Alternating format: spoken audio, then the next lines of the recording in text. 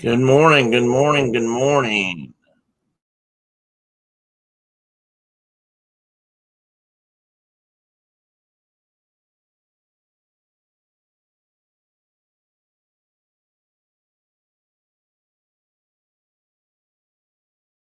Was did you guys hear any of that? I was trying to encourage my upstairs listening audience. Thank you, Tina.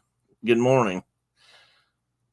Yeah, I just last night some point I realized my left ear was stopped up something, and I couldn't hear out of it. It's just got me feeling like I've got a head full of, well, I can't say water. I don't hear it sloshing, but not good. And I just feel achy and tired. I think if I didn't know better, I'd swear I was getting a cold, but because I got a stuffy nose, but I have that most of the time. So glad you are feeling better, though, Tina. That's good. So everybody shouldn't feel bad. Problem is, when you're like me and your ears get stopped up, then it leaves you in this. It leaves inside your head. You've got this. You're stuck in this hellscape of high pitched whines and what's the ringing in my ears, and that's what I get to hear. Hey, Chuck. Thank you, buddy. How are you doing today?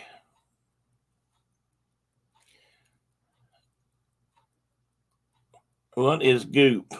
What do you mean by goop? GOOP? Tina.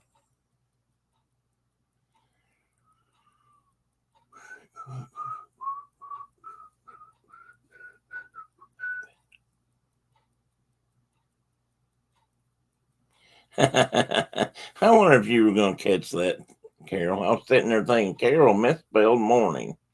That's not like her. And I was waiting to see if anybody mentioned it.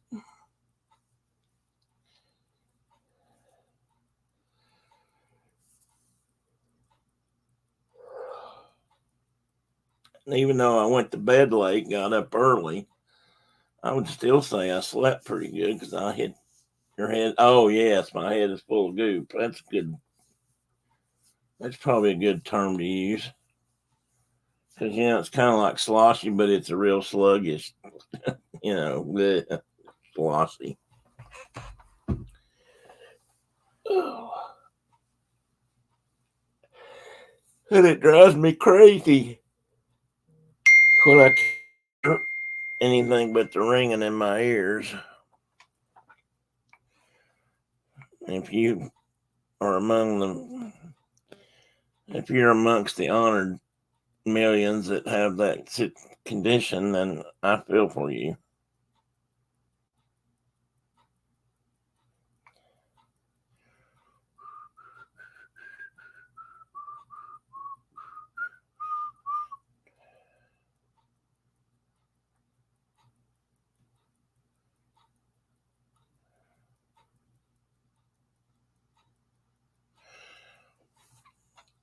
How'd your hockey game come out the other night, Chuck? I think well, the Preds won, but I didn't get to see it here at the end of the game. I think they play again today. Or we're in the wild card slot, or in a wild card slot. I don't know if we can hang on to it or not. We're not far out of third place though, so that would help. Of course, Big Mike, he's bragging about those damn Winnipeg Jets being at top. Oh, excuse me. Hey, Mike. Good morning, buddy. Chuck and I were just talking a little hockey there. I was telling him how excited I was that the Jets are in first place in the whole league now. It's quite amazing, isn't it?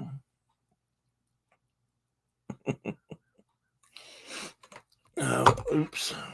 Oh, God almighty, I'm out of coffee.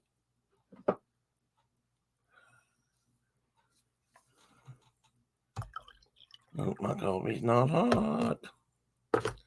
Shoot, folks, you caught me. I am off this morning.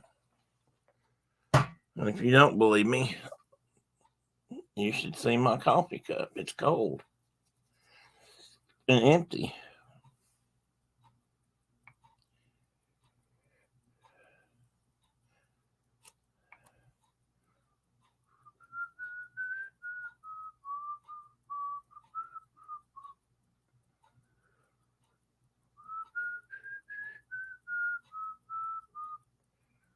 Okay, I gotta stop whistling that. I was listening to Rolling Stones Painted Black right before I came on the air.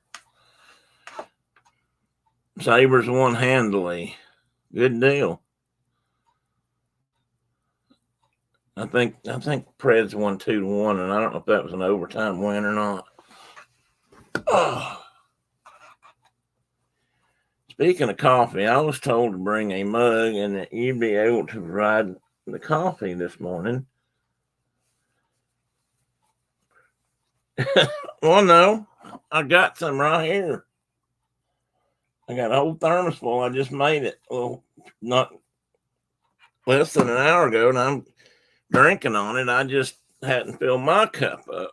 Is what I meant by that. I actually let it sit there and get a little bit. I had just a little bit left, and I was waiting till the show started to refill.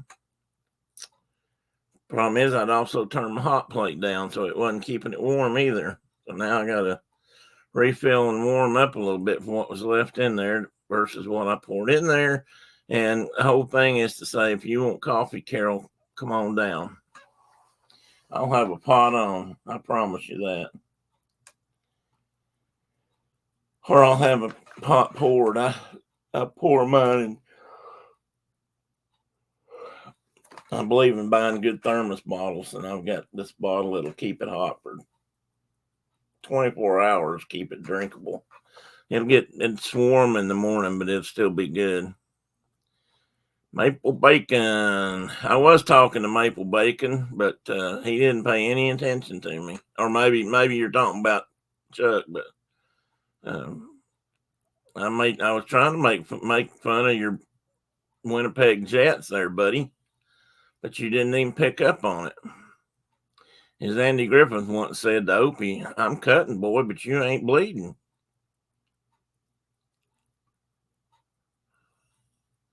Hi, Diana. Good morning. I don't think Francisco's still there, but he might be. The Jets are doing good. Hopefully they can hold it together. Well, I expected a little bit more of a rise out of you than that.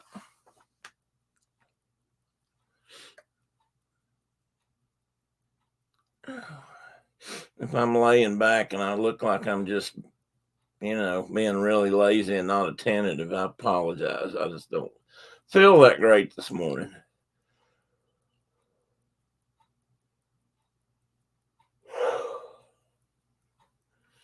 So I'll probably park my behind on the couch and wait for football to come on after a while. Maybe catch a little bit of road racing at Daytona.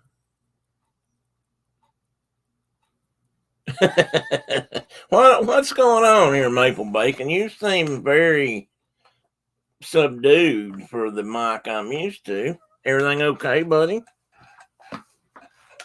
If it's not, call me later and we'll talk about it.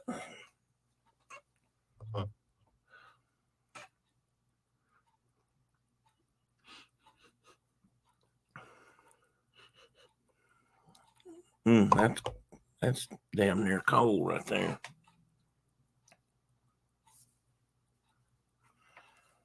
You guys gonna have to just put up with me wiping my nose today. I can't help it. Oh, good bacon on your end. Canadian bacon. Oh, wait a minute. That's a different thing. Do you guys really call that Canadian bacon, those little round pieces I am?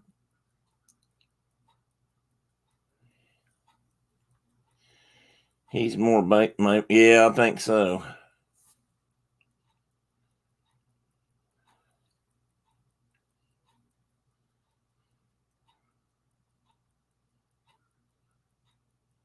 Wait a minute, Tina. Are you saying that you're glad it's cold? It's not too hot. I could say that. In fact, I'd almost rather it be this way, but if the roads would clear a little bit, because we kind of are getting where we sort of need to go to the grocery store. We're out of eggs. Don't have any chickens, so maybe Brenda and I, if we find us another place to live, maybe we can put in a chicken coop. I know I'd like that. Man, I'd like to have my own fresh eggs. Mark and Shauna have plenty of fresh eggs, but we're a little far away for back bacon or Canadian bacon. Wait a minute, are you asking or telling me, Diana? God, I'm too confused, guys. I apologize. I don't know where I'm at.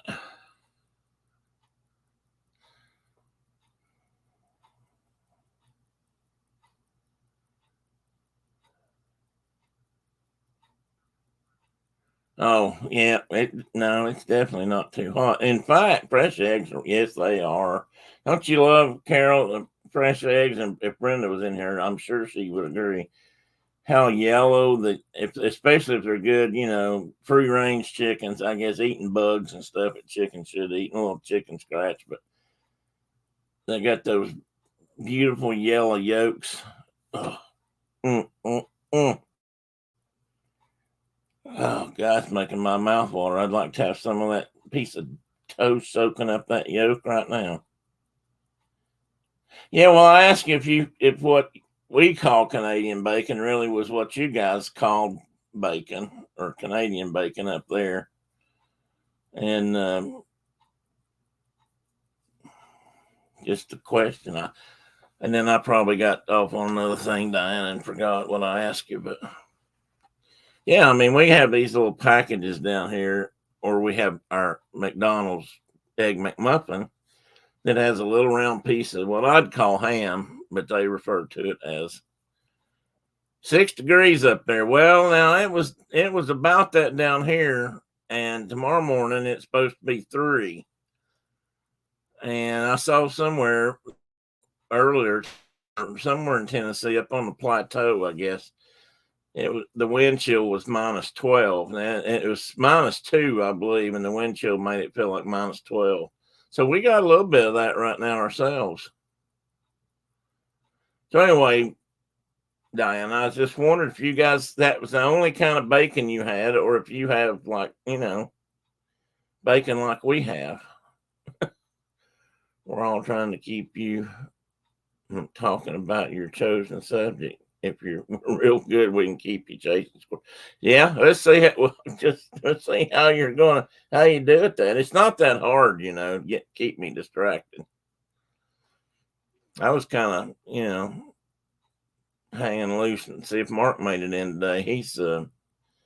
I talked to him yesterday for a few minutes and he was about wore out. I don't know if how many of you guys heard the story, but last week, I think it was last week, he was talking about the fact that he'd just gotten a new toy. His wife, Shauna, had found a side-by-side 4-wheeler for sale in town. Or some friends of theirs had it, and they were going to buy a new one, so they had their old one for sale, and it's got a dozer blade on the front so that they could move their snow. And so she bought it for him. There's a teddy paw. And ever since then, pretty much all he's done is work.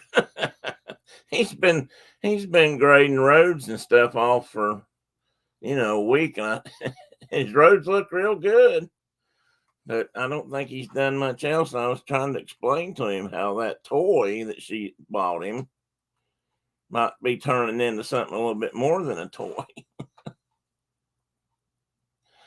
Carol says it's 7 degrees here, -4 with the wind chill. Supposed to warm up in the 30s by Tuesday, though. Well, we're supposed to get down to 3 tonight and up to the teens or maybe 20s tomorrow. I know it's supposed to be below freezing, and then I think Monday it's supposed to start warming up down here. Carol said, hello, Teddy's paw. That can't be comfortable the way you're sleeping. Can it?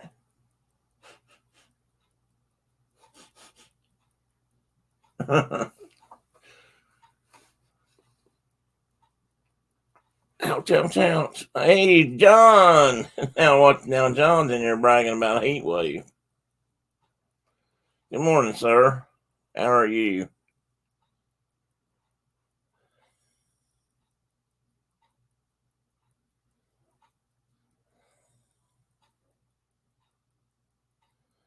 $23. That would be warm.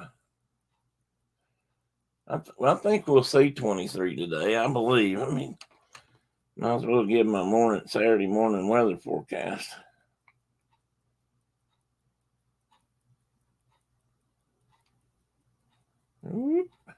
Yeah, too far. Okay, it looks like it's supposed to be 15 by 11 o'clock today. Looks like 22 might be. They're hoping 22 is our high.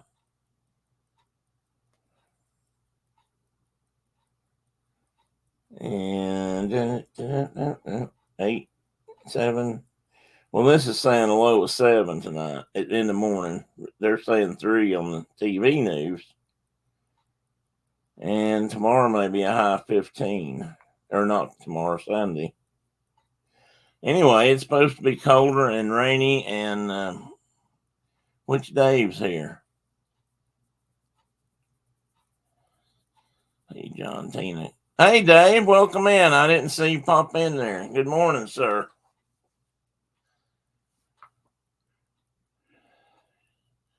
Yeah, he told me yesterday it was in the 20s, I believe, because he was out, as I said, he was out snow plowing and he was in a long sleeve t-shirt and he was sweating.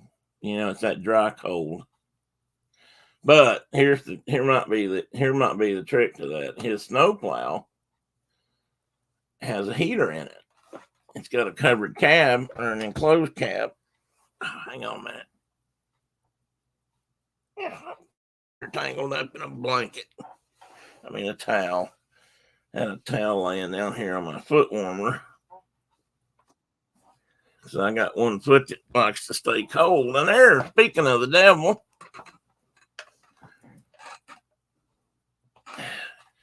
$20 in Atlanta. Good morning. I'm gonna do you like Teddy does, sniff your mouth. What are you eating there? Sunflower seed. Oh, darn it. I was hoping you were going to say bacon or sausage. I did just have one strip of bacon. Man, we were just talking about Canadian bacon. Little under the weather this morning. So. Me too. You from being out, you sore or you sick? Are you feeling poorly? Oh, I just been having chills and little fever and chills and fever. Oh, well, that's good. I'm glad to hear that. It's my head stopped up. Probably from being outside. Yeah. And the weather. My ears are stopped up, so guess what I'm listening to? Wee! Like the most annoying sound in the world. Do what? The most annoying sound in the world. Oh my God, especially if that's all you're really hearing and it's echoing. I did go to the ocean this morning, took a walk on the beach and fished a little with the water on the line, and Bell was freezing. That's a pain in the neck. Yeah, John, 23, that's going to happen. Good morning, all. Tina wants to know how you caught what I've got. Maybe I got it from him. I don't know. Maybe we have germovision. Did we have cold temperatures all across the nation? No, John said he's already up to 23. I don't even know if we're going to see that today. He said it looks like you were still frigid. Huh? Are you still frigid? Yes. Supposed to be more so. Now you got me wondering. I'm gonna go look at my thermometer real quick. I'll be right back. Ask him that when he comes back. I want to make sure he sees that. You got a whole house full of grandbabies. They're all watching cartoons and eating their breakfast. Maple Bacon had a question. Oh, it's a wonderful toy. I was just telling him. As a matter of fact, I spent almost all day on it yesterday and moved snow around, and because we got really warm, it got up to like 38 here, and so I was trying to do a good hard cleanup while I had the chance. But I also did a whole pile of shoveling. And that toy's not near as fun to run.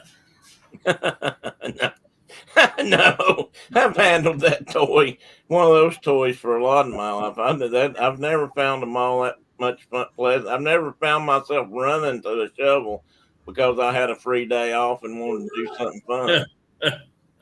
And then we did. The kids all got here afternoon, and they all got to go plowing. And yeah. I figured that when you told me that you and Owen were going to go plowing, I figured that everybody would go plowing. Well, Owen and Eiley and I went on the first leg and plowed for a while, and then the two younger girls, Della and Ronnie, went on the second leg. And I can't remember what Della said. Something that she found. She talks like a little PhD student or something anyway, and she found it to be frightening or something. I don't.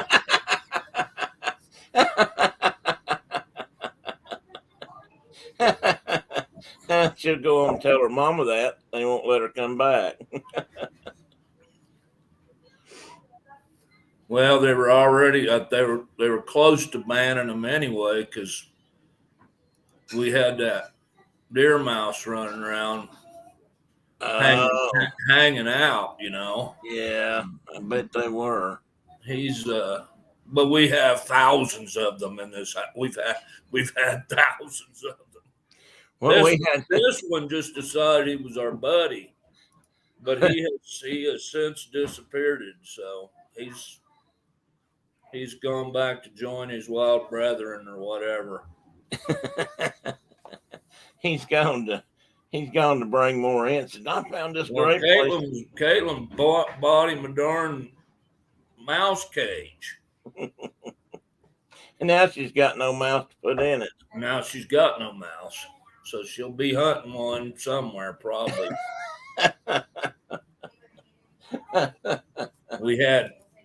This summer we had like billions of voles, and I told her that'd been a way cooler pet. Well, that's what was running around the house when I was there, if I'm not mistaken. That's right. There was a vole that was hanging out. It was kind of funny to watch it run across the room. But this dude would just come out and get on the blanket and watch TV with you. Yeah, and on the dogs too, didn't you say? He was crawling all over Zoe, and she finally woke up enough, I guess, that she was like, you know, like I said, me smelled Mohican burning. And she went chasing around the house, but she wasn't anywhere near him. Me smell last Mohican burning. And the dogs that would have caught him and ate him were all outside. So yeah, true. Yeah, I guess that's true. Because Gigi or Penny or Boudreaux would have just snatched him up. Well, yeah, they were hunting. They were out in the field hunting them when I was out there. Not Penny's. Gigi's nose was raw where she'd been rooting them out of the ground. Yeah, they had a lot of voles this summer. Yeah, and mole crickets. Yeah, mole crickets. Ugh. But I thought of something and now I forgot it. Let me see if I can find it. Oh, well, Michael wanted to know if you'd named your toy, if you've named your critter yet. My wife named her Big Bertha. Uh, So yeah, it has a name. Going where? Oh, that's a good idea. Oh, I'll Bertha. get your underwear and follow you. I'm trying to catch up here. Oh, Tina, didn't you see that we did a whole show about mole crickets? What? Monsters from the earth. Let me see if I've still got a picture handy. I'll show you one. Oops. Coffee show. I think I titled it. What did I call that?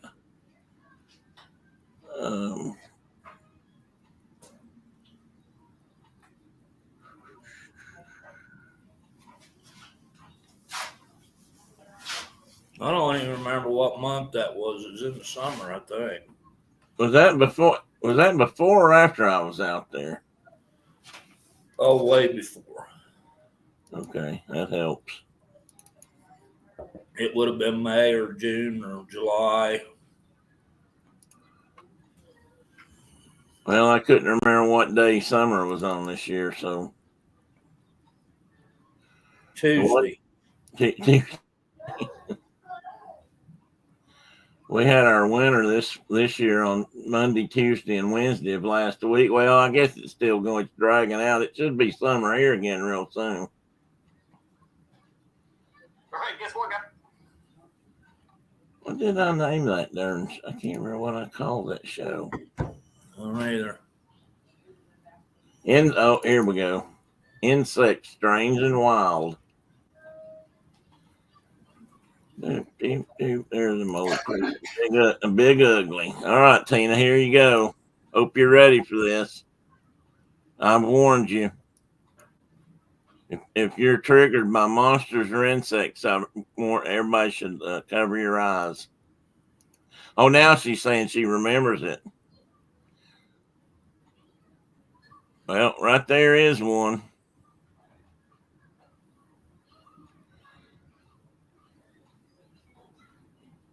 At least that's a part of one. I probably should have found a bigger. It looks bigger on my screen.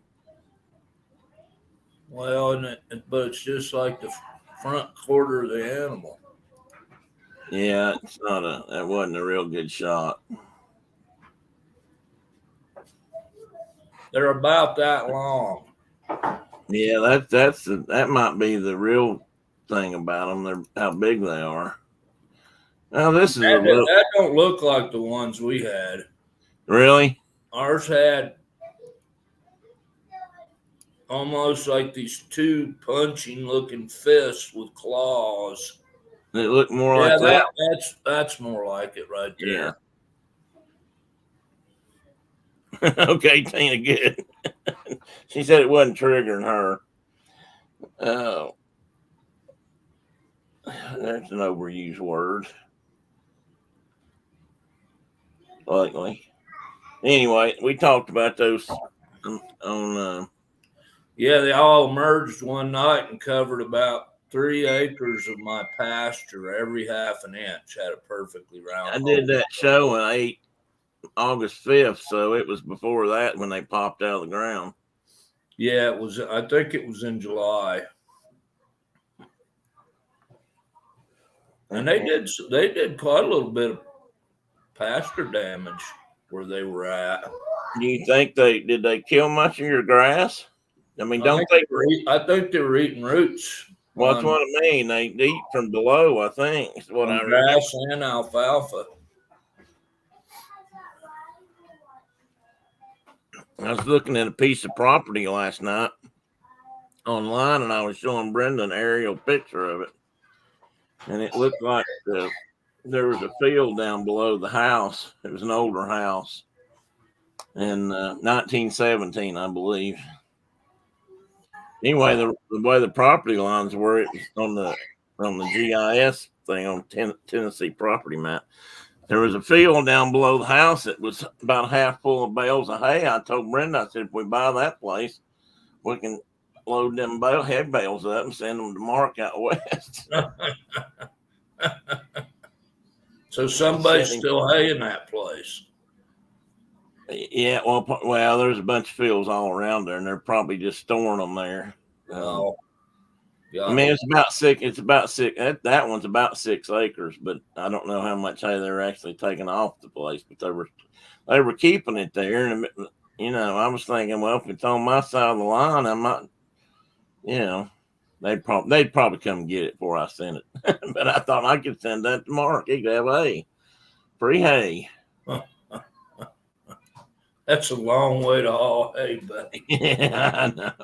Good morning, Cherie.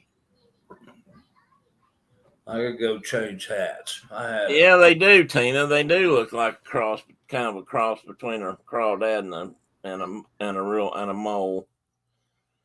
Almost like I can remember when I was a kid, or early teens maybe. We had moles in our yard, and most of them were just normal looking moles. But I found one day that had these huge front hands or paws, and I'd never seen one like that. And that's what these kind of look like. Please don't forget to like, to hit that like, and leave us a comment or two.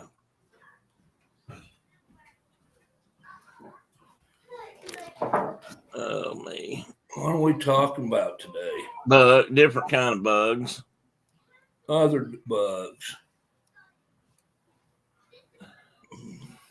Mainly because I don't remember talking about these bugs, and I just thought I would because it was kind of there's plenty of things to talk about when you talk about bugs. And I didn't get very far along with it because I ran out of steam. I'm not feeling well, and so I got some though. I got some cool pictures. Hey, buddy, you want to stand up here and talk about bugs for a minute? No. Don't see no bugs. I'm laying back down. What have I done this week? That was interesting. I hadn't worked. I hadn't been driving my snowplow. Brenda and I, hang on a minute.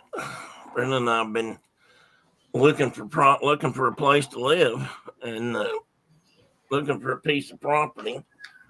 That piece I was just talking about, Mark, was up towards between Limestone and Jonesboro. Is that the one that was at Mountain Home? No. You sent me a deal. I haven't opened it yet. A couple of days ago about a place up at Mountain Home or somewhere. Oh yeah. That was up at that one was up at not Mountain Home but Rome Mountain. Oh heck. Up near Unacum. Well, Mountain City. Up towards Mountain City, kind of between Rome Mountain and Mountain City. But it was a house built in 1900. I told Brenda if we were to buy that, we'd have an older house than you guys, I think. Yeah. What years was 1914 or 12 or something? Something like that. The one I was looking at last night, it only had a couple of pictures inside of it. It said it needed remodeling, of course. It was a 1919 or 1917. I can't remember now, but it kind of put me in mind of a movie set out of an old Western, kind of like the hotel / bar / gambling deal. Like the big false fronted.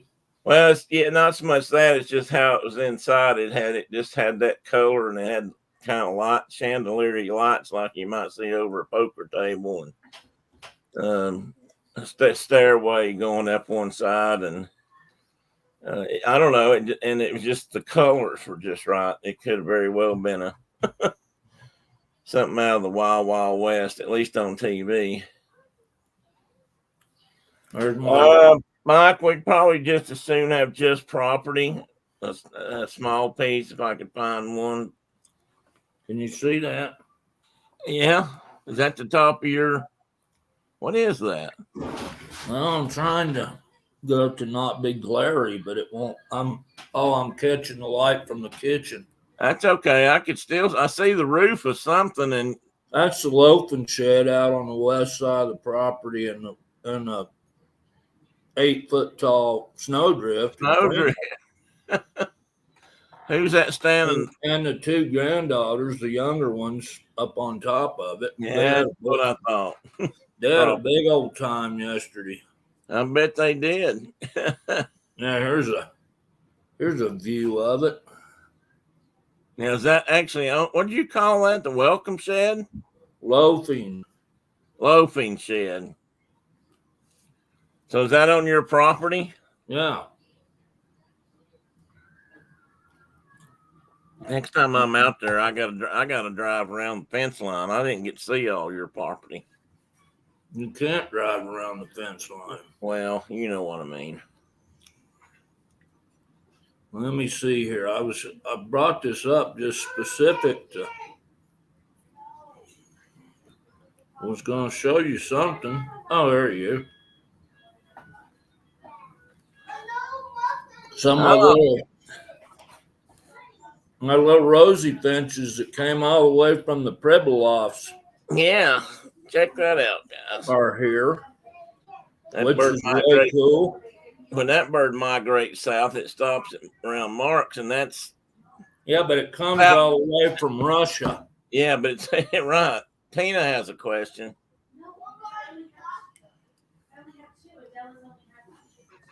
That's where the horses take them, where they get in the shade and just stand.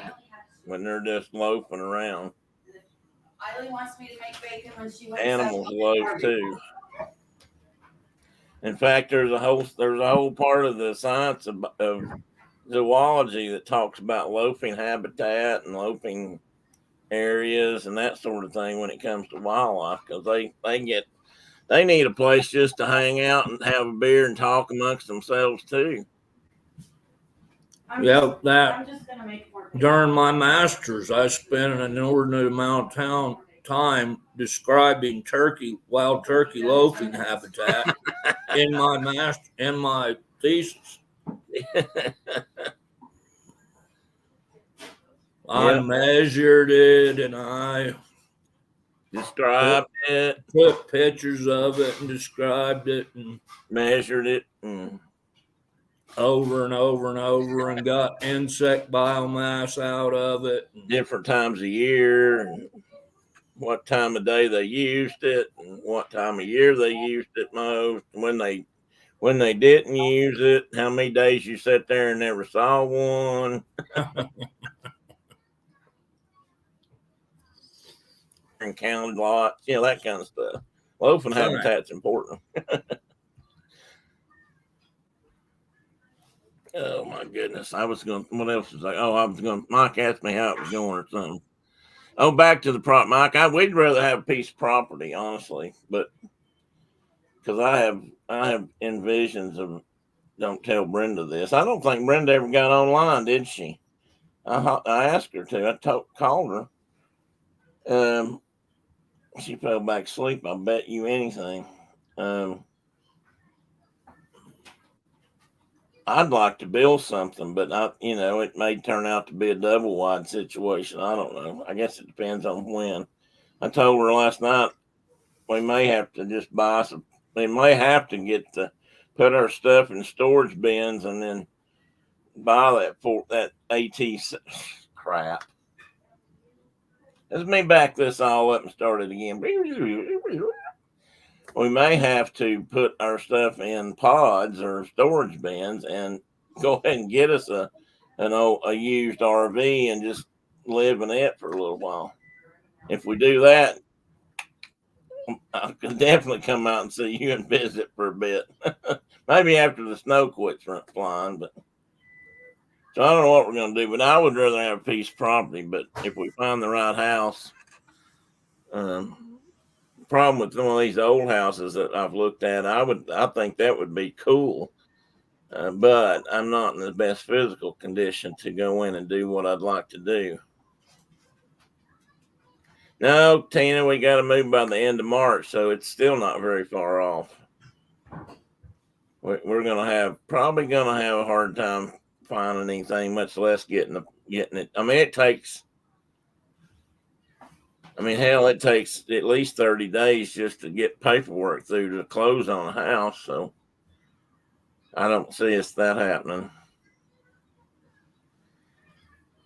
in time. So we'll figure it out. You and Diana can come out for 2 weeks. Help you guys. Well, come on. You better not do that. Say that unless you mean it now. Because I'm liable to call you up and say, here's what I got in mind. Bring the tools for this, and that. What was Cherie have? I have a hot dog. Very heartwarming. And some mac and cheese. I put some of it on my hot dogs. So Tina's saying that sounds warming and heartwarming and heart-threatening, I believe. Man, I think I'm out to renovate for 2 weeks.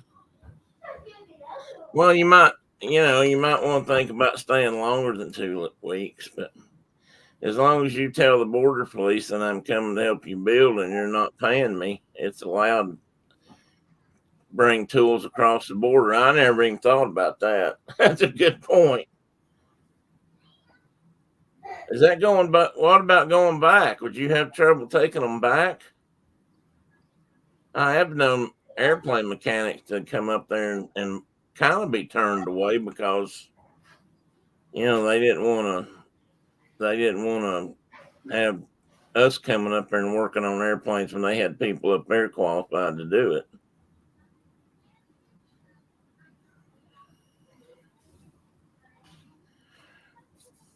Mike, I have a question. Do you know if that's all, post 9/11 kind of things about the tools, or has it always been that way? I know like I said, I did know guys back in the 80s and 90s that we had to get special permission for them to go up there and work on stuff. Most of the time they had to go up there and watch or direct somebody else do it. But I don't know if they could take tools or not. I don't remember that part. No, it would be on record what I was doing as long as the timeline matches up to what I say at the border. Okay. Well, we can make that happen. Don't worry about that because you made a really good point there, Mike, because I didn't say anything about paying. I just said, come on down. Well, speaking of paying, Brenda, we looked outside yesterday, or I guess we had a knock on the door, which, considering how frozen our road is still, I mean, it's a solid. Nobody can get up and down either side of this hill. We live in a little swall like this, and we're on one side going up, and then right below us is Sarah and the pilot and her mom and dad. And anyway, you can't get up, and if you get down on that bottom, you can't. You may not get out either way because they've tried, and they tried again yesterday, and they couldn't get out. So they knocked on the door. I don't know what they said to Brenda, but apparently they said, "Hey, we've come over to shovel your driveway." And Brenda says, "Wait a minute, why are you going to shovel our driveway? We can't, thank you. We'd be glad to pay you, but you don't have to do that just because you're, neighbors." And they said, "We're bored to tears. We want to get out and do something." So they had done their own the day before, and they come over, Sarah came with them, and they shoveled and cleared the driveway and the sidewalk for us. It was really nice of them. So how many inches of snow did you end up with, did you say? I heard the weather station said we had between 6 and 9 inches, depending on where you were. And I'd say we had about 8 or so at least. I mean, I had that much here on the back porch, and it's kind of sheltered. So, yeah, it was. It was, Mike. It was very nice of them. Did nobody run tire chains back there? Not like you guys. I don't remember seeing them growing up. Ever. Well, people used to run chains when I was growing. I mean, I do remember, and I've run them. And for a while, studded snow tires were. There was that was the common option I saw was studded snow. And we didn't. You guys need chains for mud and snow, and all kinds of things. So you run them a lot more than we do. Well, the only moving vehicle violation that I've ever received in my life was running down the highway between Athens and Jackson, Ohio, with my studded snow chains or snow tires still on, because I was a poor college student and couldn't afford other tires. Gotcha. And I went, it was like July, and I was like running down the road, and I passed the highway patrolman, and he could hear them. Yeah, they roar. And here he come. We used to run them, and I used to. In fact, I was when I on my after school job, 2 or 3 winters. I did that stuff, and in the wintertime, that's what they had. One of the things they had me doing. Because you could buy a set of tires, and the tires had the holes in them for the studs, but they didn't come with studs. You had to ask for them if you wanted them. And some states wouldn't allow people to run studs. Right. But they did, back home, nobody they didn't care what you had on. And so I would sit back here all day long and put them little studs down those tires. And we sold a lot of them back then. Okay, I got a lot of catching up to do here. Let me see. Mike says, I did a lot of clearing of snow the last 2 weeks at work. My body is sore from being thrown around inside the machine. Very bumpy. And then John says, I only put on chains once going through Rabbit Ear Pass on our way to Steamboat Springs. They worked.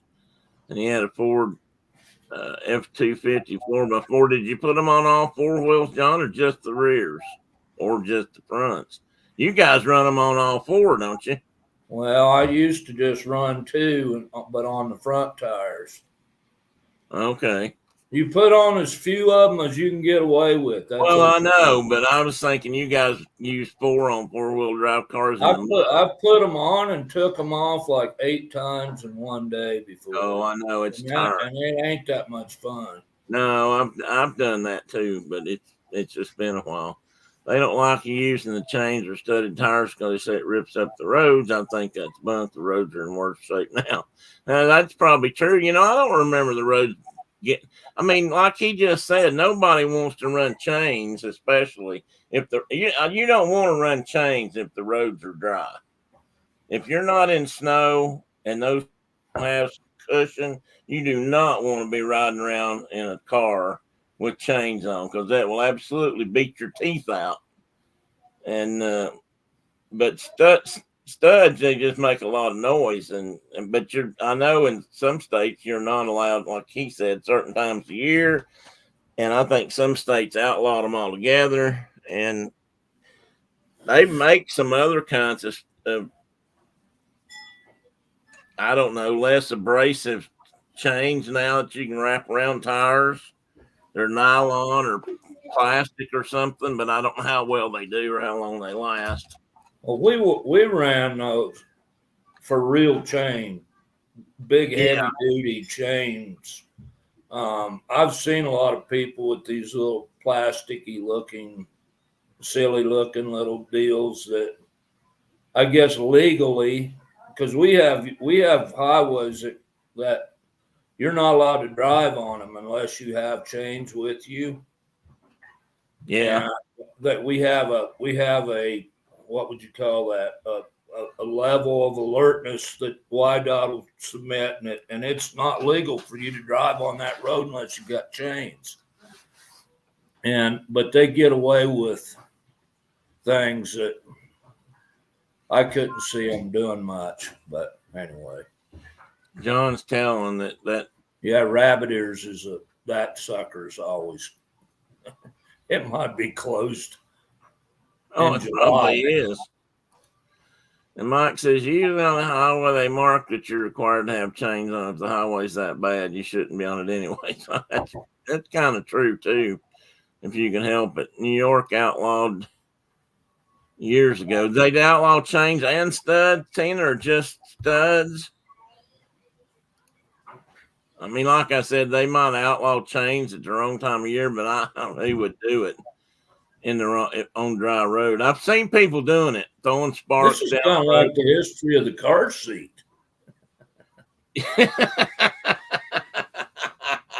How did we get on this subject? Oh, because you're driving. About snow, I don't know. Well, people got excited about it. They were talking about chains. I've never used them either. Okay, putting on chains is a pain in the ass. I'll tell you that right now. You got to lay it down and drive the truck car over them and wrap the chains around and get them in the right place and straight so you can hook them up and get the hooks hooked. And anyway, no, because that's the question, right? See what Tina put in there? When they first got here, they all vowed to see how long they could keep me off the topic. And they don't want, so they're finding things. Well, you said you didn't have much anyway, so yeah, I'm gonna put it up there. They're just SOL.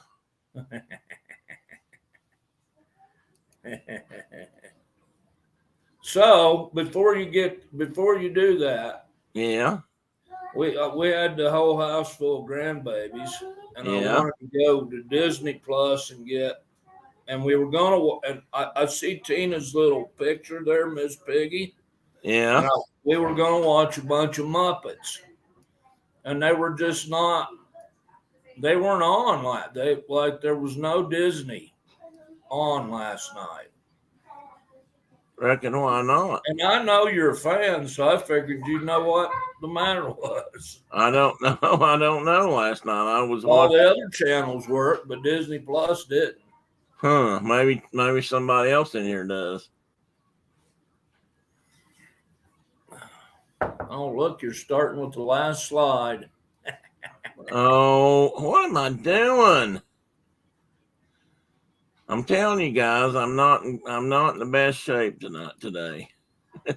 Starting at the end, that's great. Look at that beauty. That's two beauties.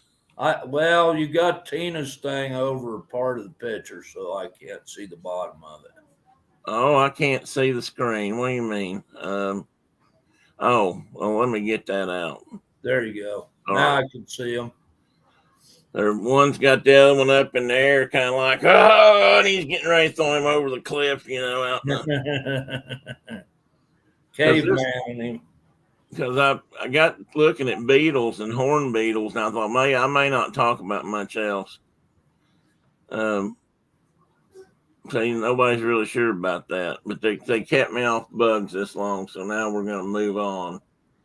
I just said things are a little buggy here this morning, and to watch out for your donuts because the ants were among us, but I didn't really get the ants. And then down here, I was trying to make it sound. In the far corner, we have black three-horn beetle, and in the other corner, we have another three-horn beetle. But actually, I didn't put those. Are not three-horn beetles I put in there. Those are those stag beetles. They're a stag beetle, yeah. But they're cool. Yeah, they're cool. They are cool, and they don't. I don't know if people know this or not. I may have put another picture of that. I may have used that. They don't really kill each other. They just kind of throw each other around till one of them leaves to find another mate. Well, Tim, I appreciate the offer to come over for a cuppa, but I decided to break into my own death wish here. Well, I told you I offered coffee. If you're not willing to drive down and get a cup, Tim's drive-through, then you must probably drink your own from home. That's all I can tell you. So anyway, do all the usual stuff, and here there are He'll basically eat your cotton crop. yeah. There's a whole song about him. Well, he is among the snout beetles. There's like 5 groups of beetles in North America, and they're all insects. If anybody picked up on my name today, they're hexapodal or whatever, 6 legs, or is it hexapodal? I was wondering Maybe what it's the quadra was about. You had quadra. Well, that's because I'm 4-legged. A bear's 4-legged. I should have put bipedal. Tina or Carol, I think that is a boll weevil, but there are some other weevils that looks like a boll weevil to me. I didn't actually look him up in particular, but it looks like one. And there are other ones down here that look very similar to this. We have an oak. I think we have an oak gall weevil down here that bores into oak trees and creates some of those big knots you see on oak trees. You could sing that song, boll weevil, boll weevil. I don't know the words. Boll weevil, he don't know when to stop. Well, boll weevil had a lot to do with the invention of DDT, as I recall. Yep, and a bunch of farm machinery and yeah. So anyway, this is a group we have in this country. I just listed the 5 groups in America or North America, and this is the snout group. So anybody, you can probably look and tell why it's a snout group. And then we got the jewel beetles, and all these aren't bad, but the emerald ash borer definitely fits into this group. However, it's an exotic. It's here, but it didn't belong here. It is bad. It is bad. It is damn bad. I'll just say it. It's not good at all. It's a cool looking insect, but it is. It is I've got some other ones that I don't know if they've got them polished or what, but they look just about like that. And this is another thing. I knew this, but I'm learned more about it yesterday and today. And there's pretty thriving trade in the bug business for mounted bugs, to people collect. For collectors. And some of them go for, more money probably than you'd think. Not like a good bottle of whiskey went for the other day, $2.8 million, but holy buckets. That was really? There was a bottle of 30-year-old Irish whiskey that was made by a craft whiskey making place somewhere in Ireland. I don't know if they were in one of the Irish distilleries. They only made I think it was 70 bottles. It might have been less. It might have only been 7 bottles. And it came in this really ornate case, which obviously it should have. 2 glasses and some other stuff. And it went up for auction. Some American guy that collects whiskey bought it for $2.8 million. I mean, what do you do with a bottle like that? Do you drink it or do you set it and look at it? That's not what brown liquor is for. That's crazy. I'd drink it and then put some colored water back in it and call it good. Yeah, it's crazy too. It's really crazy.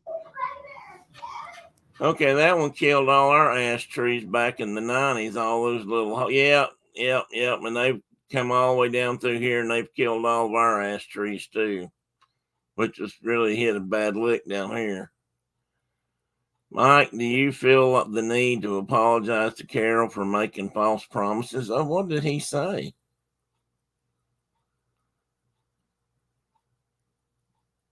Oh, did you like that caption? Anyway, that's the jewel beetle.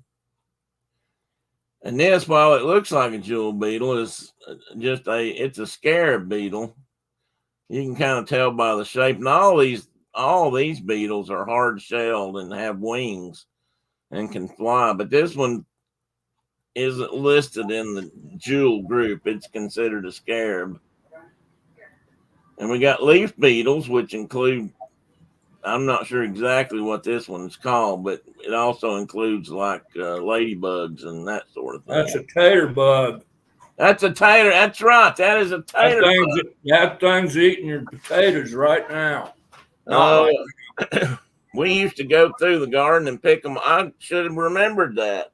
We used to pick them off and squish them, and we also dusted our tater plants with Sevin dust to keep them off of them. Probably Agent Orange or something. Probably what? Agent Orange. Yeah, probably. Which I'm sure you were reaching into the bag with your hand and just flinging it out. Yeah, because that's what it said on the back of the bag was one way to do it. I'm sure we probably were.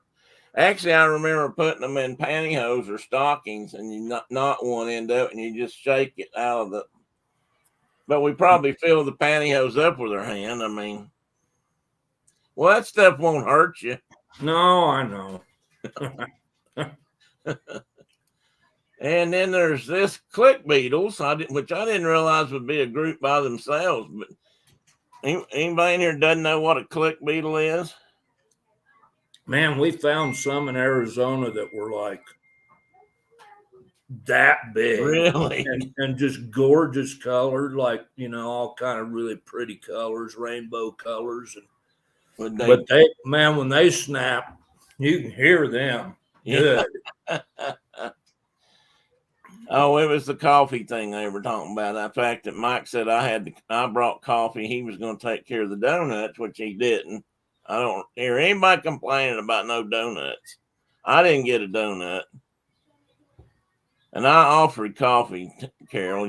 Nobody said I had to come deliver it. Anyway, if you've never seen a pop beetle, we used to like to hold them between our finger and our thumb. And when they clicked, they'd pop out of your hand. Usually they were slicker and they'd pop right up out of your fingers. Or maybe it's just the way we thought that was cool. They click real hard and then you catch them and do them again. I've never seen one that big. That'd be interesting. And then of course I just put this picture in here for general whiz bang, just see that there's all kinds of different. There's a punctured tiger beetle. Here's a desert blistered beetle. If I'm not mistaken, those will burn you, won't they? Or not? They do. They do. They'll leave a mark. They've got some kind of a toxin in them that it exudes from their body and their abdomen. Yeah. They'll fire you up. They'll fire you up, boy. And that one at the bottom there, the Hercules beetle. Yeah, this guy. So we have a big one that looks an awful lot like that's a rhinoceros beetle out here. Almost to me it looks almost identical. Well, there is a Western version and there's this big. Yeah. and that is the coolest insect I've ever seen. Well, there's an Eastern version and a Western. Flying by your head, something just flew by you.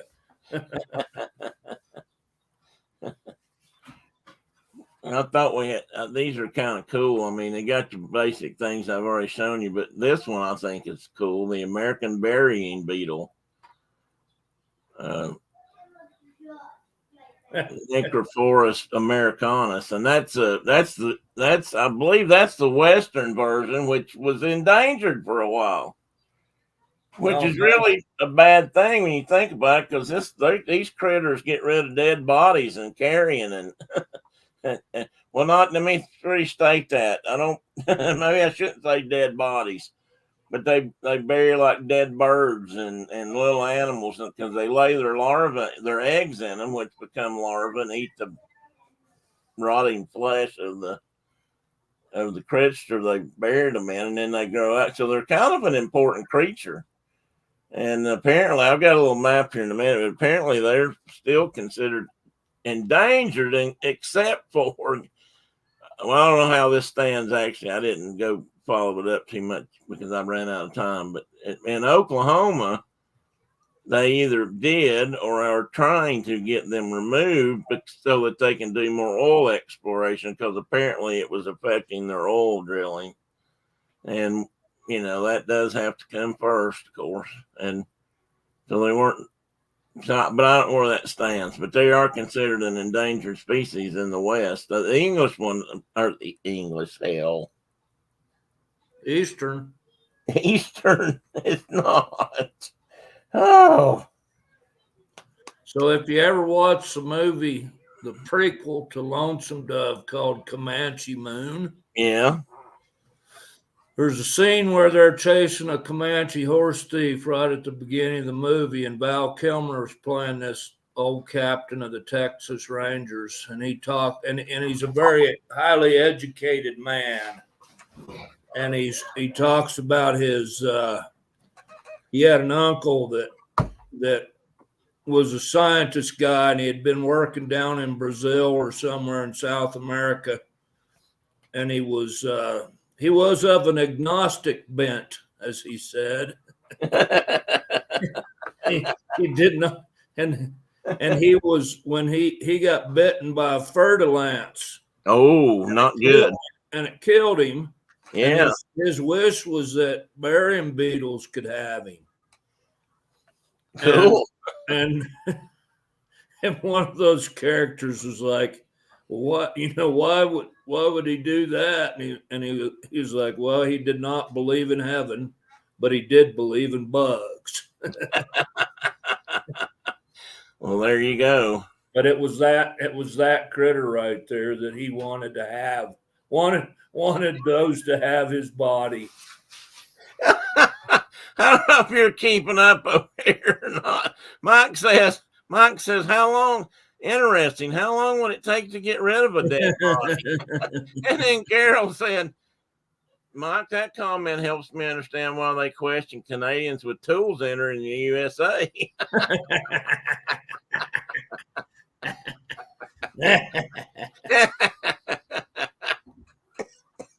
Did they use these at the body farm? I don't. Well, I mean, I'm sure they probably do in some cases, because that's an important tool or just a way of identifying how long it takes to get rid of the body. That's what I mean by a tool. They would do that. They would probably actually put them on a body to see how long it does take them. Because that's important to know if you're trying to solve that kind of a mystery. Let me see what the next slide says. So I just put these in here for pictures of all the various sizes and shapes and all that. That's right down here in the corner. The lower line looks like a big green June bug to me. So we used to catch those, you and I, other people, where we grew up. And you tie a thread around their leg, and then you could fly them. Fly them and start around. That's right. I like an airplane on a string. And then they'd get tired on you, and you'd have to let them rest for a while. Yeah. Then they'd fly again. I looked over the hood of my dad's Dodge pickup.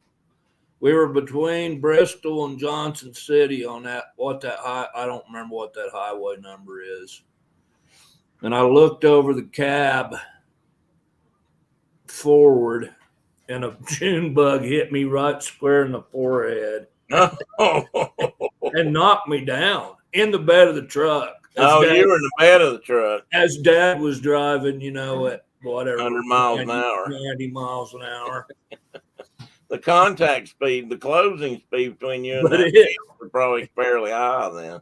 It mashed that beetle right on my forehead. That's how I knew what it was.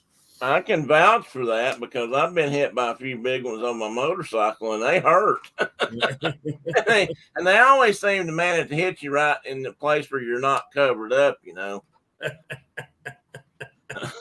I've had them hit me in the face shield, and some kind of, I don't know, big soft bugs of some kind.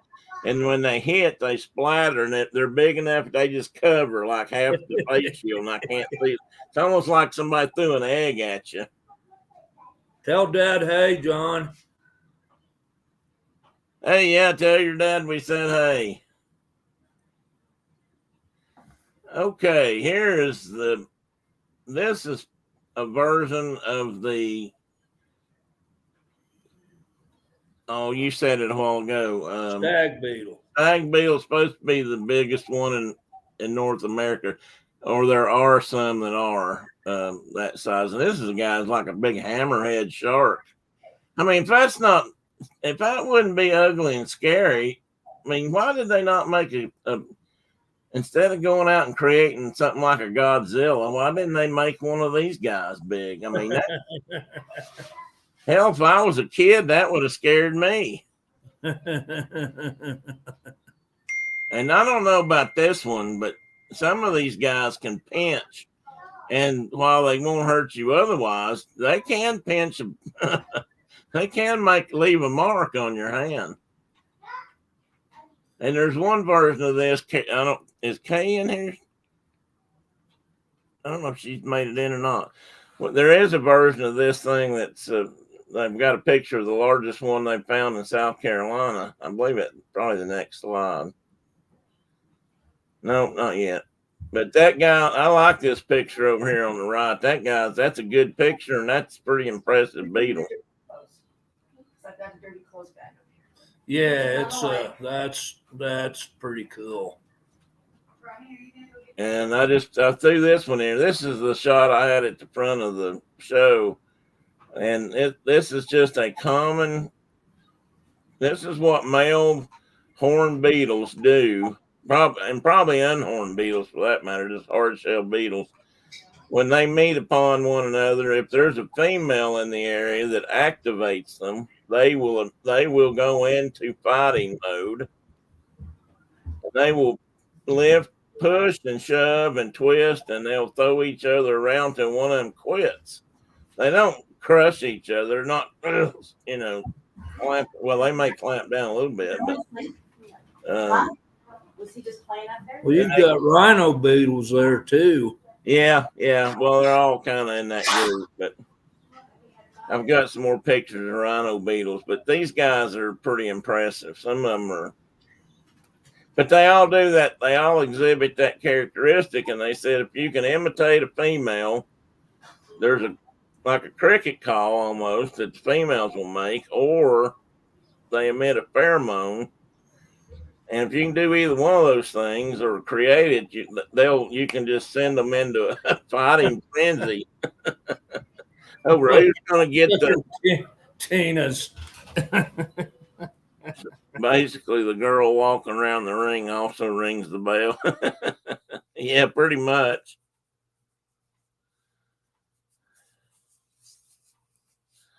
How big are they, Tina? Well, they can get, that big. Those big ones are a couple. The biggest ones I've ever seen were probably, I don't know, 2.5 to 3 inches, maybe counting the horns or the mandibles. But to find I've found a lot more small ones in my life of different varieties than big. If you find a really big one, that's exciting. At least it was to me as a kid. If you found a big one, of course, first thing you wanted to do was take it and drop it in the pit with another one so they could fight. Because for some reason we thought that was fun to watch when we were kids. Like I say, they don't kill each other; they just push each other around and knock each other over. And I thought this big dude, crap. I thought this big dude was pretty impressive too. And I think I have another picture of somebody holding one of these. And this guy, what was it? I can't remember what they called him. I can tell you in a minute. Well, hell, let me look. I've got them here. I've got the names of them here somewhere. Some kind of rhinoceros beetle. Some kind of rhinoceros beetle, but I don't remember specifically which one this was. I may have closed that site. The 10 biggest. That's all right. Well, let's go so far as to say that's a great big one, and go from there. How about? That'll work. But that's a great big one. Now, anybody want to take a guess what this one's called? The 5-horn, the Triceratops beetle, the 5-horn. 5-horn beetle. Damn it! I'm sorry, guys. I am off my game today, and I'm foul mouthed. I apologize to everybody. It looks like a little Triceratops. He does, doesn't he? It's got a frill and everything. Yeah. I thought that was pretty cool looking beetle. And now I've lost my She's screen. the other way, girl. Della, she's in there. Okay. Thank you. This is a 3-horn beetle. A couple different views. And these guys, again, they get pretty good size. And look how spindly looking. The legs remind me of like a toy. Some kind of connect to something toy that they used to have. It's sort of like the new version of a Lincoln log, if you know what that is. And they would click together, and they had joints, and you could bend them around. I can remember making bugs out of something like that before. I don't know if it was at my house, but. And I love this. I've already shown this guy, but I love this picture. Oh, That is wow. a big shot. How clear that is. That's just. Wow. I mean, see, you could take Wonder that. wonder what kind of lens they used on I don't that. know, but it I mean, probably. the depth of field is amazing. Yeah, it's yeah. You know, I just know. No, that's a telephone pole. Gigi, you're fixing to get in trouble. Stop doing what you're doing. Come, just a minute. Come here. And this is one that's supposed to be the largest variety in South Carolina. So Kay's here. Hey Dean, you're not in the bugs. Have a great. No, come on, Dean. They don't get any worse than these. They're just for looking at. They're not for eating. They're just for looking at. This was an example of the kind of thing that people actually sell. They mount them and they put them in these display bell jars, and they actually can sell these things to collectors and people from different parts of the world. Collect them, and I don't know what that one would cost, but you'd pay a dime or two for it. Just like, whoops. That's a pretty cool display. It is. That's a nice display, actually. And some of these are in high demand because some of these beetles are not, common in other parts of the world. Of course, you get down into the jungles, the rainforest of South America. Now that's different. There's a bunch of stuff down in there. And this is just a list of Scarabeus beetles as they found them. The Hercules. One of those. You asked me what one of those was. It was a Hercules beetle. Well, that one at the top is a Hercules beetle. Well, I think that one, the name is the bottom name, that Dynasty's Hercules. Yeah, it may be. These were identified or discovered 1758, 1772, and the last one that's listed here is 1976, which is not very long ago. Which is that begging. And these are Western rhino beetles, male and female.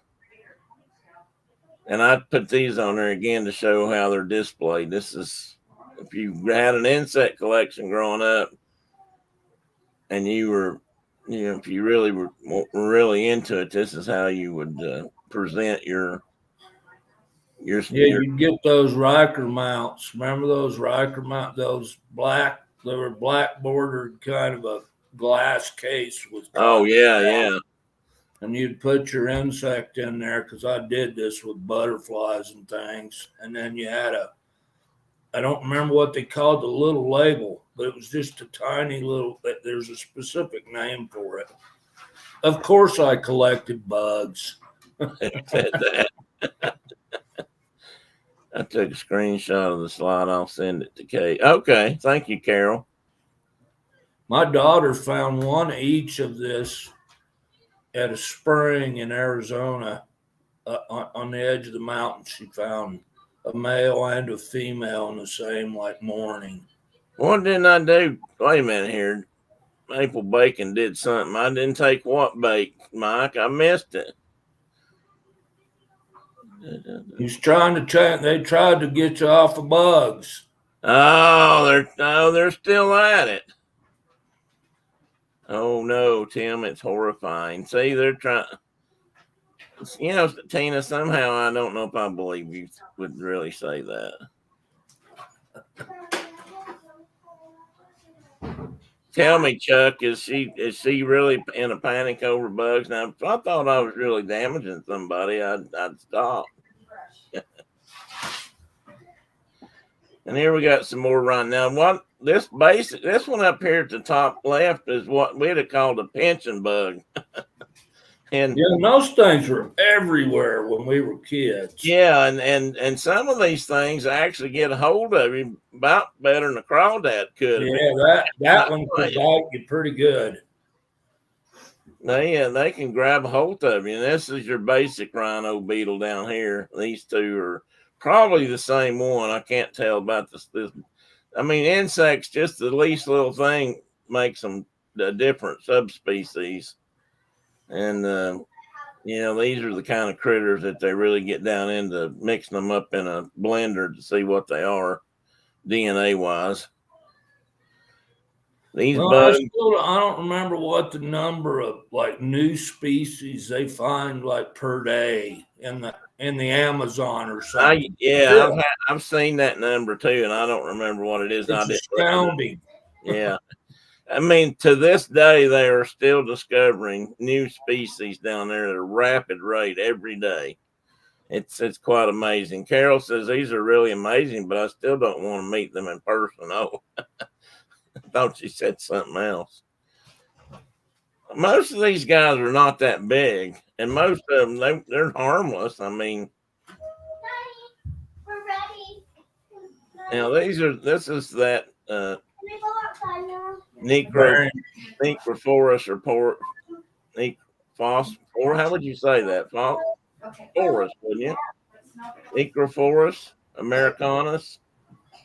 I would say Necrophorus americanus. Yes, that's better.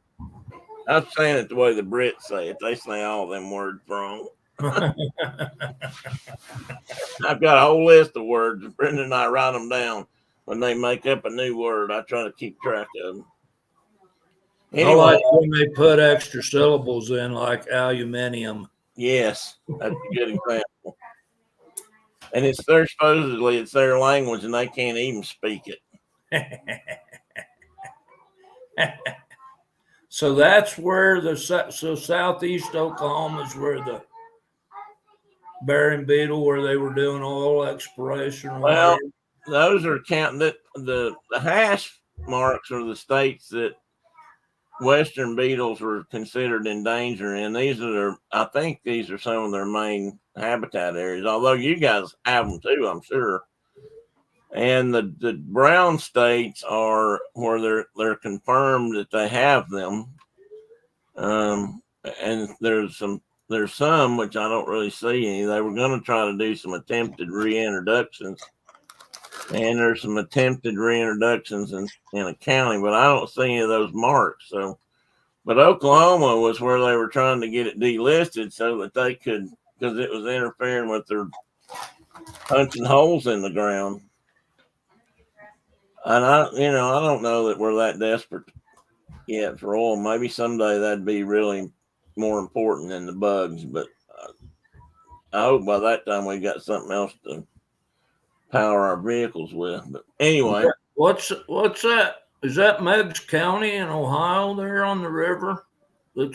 Well, it looks like it's in that area. Yeah, it is. It is down on the river. Oh. Well, heck. Anyway. And I don't remember why they must have been transported back to there. I mean, they wouldn't have gotten there on their own unless a big blow sent them. Although they are saying that the historic, they got Massachusetts hatched up too. Now that is really strange because there's an eastern version of this bug and a western version. And I think this is supposed to be the larger of the two. Anyway, I'll move down to the next picture because these guys, take care of cadavers of various species. I just like these pictures. I like that picture on top. It's got its hard shell and the wings are spread. Same thing at the bottom, but you just can't see it as well.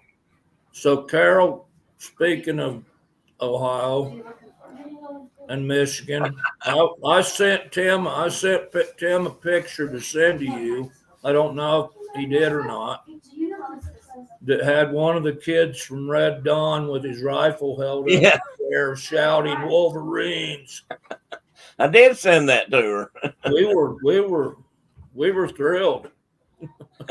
And Mark's from Ohio. No. Well, but I've lived there. You've lived there. Okay, that's probably a better way to put it. He was born here. Well, west of here, but still in the state. But he's been out there much longer. You've been out there longer than you've been anywhere, though. Indeed. At this point in your life. Yep. And this is the eastern version of the carrion beetle. And that's Necrophilia americana. Necrophilia. Whatever. That dead language again. Necrophila. Okay. See, what? Necrophila. Okay. I can't even say it today. What did he do? He did. Oh, well, yeah, the picture. I did send it. They liked it. Wolverines. Anyway, this is a male and a female of this. No, this is the larval stage of this species. That's right. This is a larva. This is the grown-up one. Most of these bugs look kind of like little grubs or maggots when they're pupa stage. And that's the end of what I put in there today. And that is because I ran out of steam.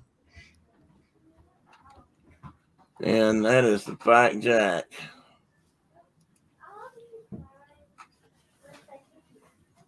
Stop the screen. Screen. Got granddaughters with snowsuits on. Hey there, young lady. Howdy. There's two young ladies. Let's see. I'm trying to remember. I don't know if I can remember names. You need to introduce yourselves. What's your name? Ronnie Willoughby. What? Ronnie Willoughby. Fawn. And what's your name? Stella Schafferswick. I think I knew yours. I've met you before, I'm pretty sure. How's Tim? Who's Tim? Tim Pruitt from Tennessee. Far distant uncle. You guys better go outside before we get too hot. Yeah, they'll be sweaty and then they'll freeze outside. Mm-hmm. I don't know what they're planning on doing, what kind of no good they're getting into, but there they go. A snowman or something, buddy. They were bound to be doing something like that. I suspect they're going back to the loafing shed,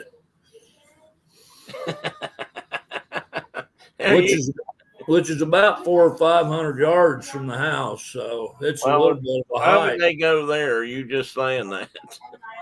No, because Oh, that hill. that big giant drift. that Yeah, they- yeah. Gotcha. Do they use Like snowshoes? My alfalfa field right now is like almost blown free of snow, Wow. but it's blown it to other locations and deposited it in huge piles. One of which is the driveway, so I have to keep that cleared out pretty regular, or it drifts over. Mark's saying about Mike, if you're still in here, White Dot stopped and asked Mark if he wanted to plow roads for him. Since he could do a good straight line. Well, I'd sent that deal on Facebook, and my buddy John Oh, yeah. Edens that I worked on wildlife crossing projects with, and he's the district engineer for Southwest Wyoming, and he was like, "You need a plow truck. You need a plow truck."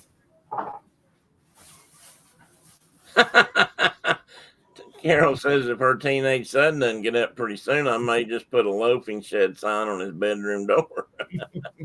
That could qualify as loafing habitat for sure. And then he could become an endangered species if he didn't get up by a certain time. His very existence could be threatened. Now, the question I didn't get to, Mark, and I was going to look this up. Like I said, Steam. Domestic beetles. And I hope I'm saying that right. It's what I've always called them. Where are they from? Where are they from? Well, I mean, are they a native bug here? Are they one I of think they're the native all worldwide. So are they the bug I showed you? Or are they a different bug altogether than the I couldn't answer that, quite frankly. I think there's like a gazillion species of them. Yeah, well, they And probably are. and they're found worldwide because they do the same. Job. They're basically doing what like the burying beetle does. Yeah. And they're the ones as you've probably had them. Okay. That you use to clean bones and things with for skull displays or whatever. Well, Kelly bought some when she did her cat. That's That sounds kind of funny. She and I have had that conversation now. Okay, all that aside, though, she did a real good we had like bones all over the house. But we never displayed them like that. No, That but look, they weren't cat bones. it looks kind of voodoo. I have had a few bobcat skulls and things like that. I don't know if you guys saw that picture or not. If I can pull it up, I don't know if I've got it on my. What are you doing, boy? Are you going outside? Wanted to memorialize one of her cats that passed away, and she did it in a unique and unusual way. She's had people ask her if she would do that for them.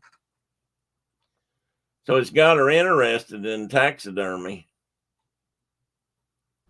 He didn't hear any of that, I don't think. I did. That she had people that were wanting to pay her to mount their cat like that. Yeah, and she's gotten an interest in taxidermy since she did that too. She would like to learn how to do taxidermy work. That's my kid now. She ain't gonna shy away from too much. There's all kind of schools out there. Yeah.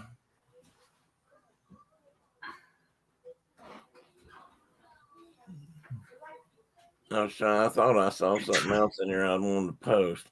I don't know if you saw it or not, but Tina said it was plenty long. She thought for me not to worry about because it was certainly long enough.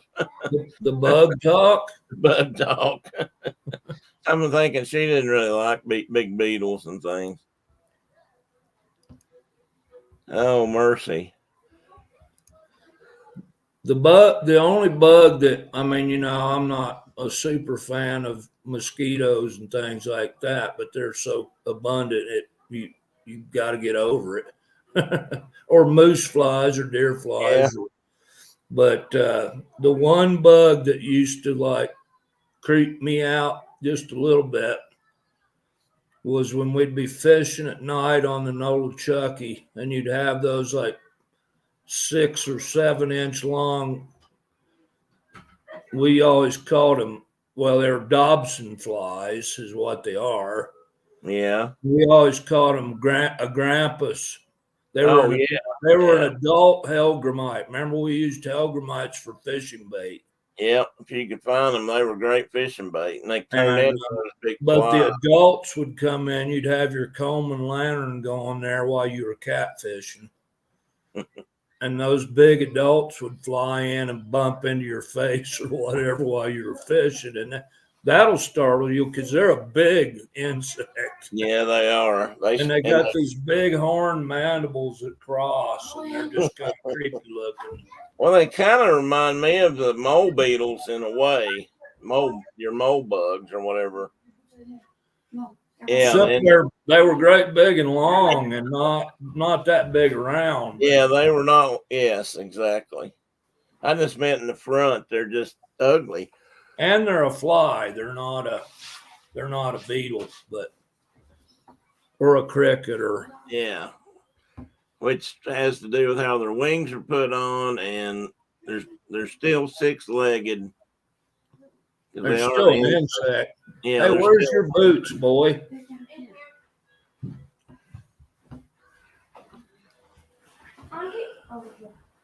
They're all getting ready to go on some adventure. Is that Owen? It's Owen. Owen, you been riding that bull any lately? He's in a zoned out state of mind right now. Ready to go out in the snow. Just kind of staring at the sky. I somehow can imagine him wrapped up like the kid on Christmas Story. He's pretty much like that right now. I can't move my arms. But he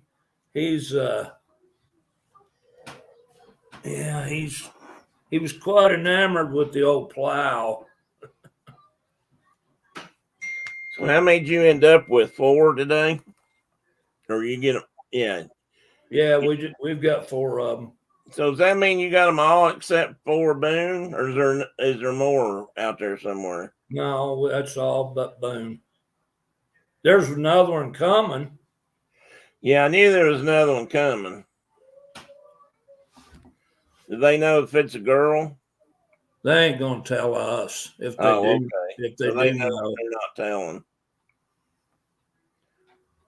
I got a ding from somebody. They won't be doing no gender reveal or none of that silliness.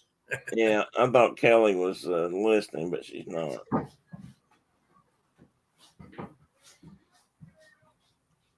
And off they go. Had a show today. They did what? I said it'd be nice if she had a big sale today to go to. Kelly or Jen? Well, Kelly works for Jen some when she's got shows. She helps her catalog and take pictures and put it online and stuff. Got it. She was doing that for JD too. I'm sorry, guys. I guess I'm getting tired. Good thing it's about. So, Carol, you asked about that. Linked on those. Google the insect Dobson fly. David Ocean Boy, Sam Ocean, Nora, and then fly, and you'll get to see what one looks like. I don't even see that question. It's at the bottom.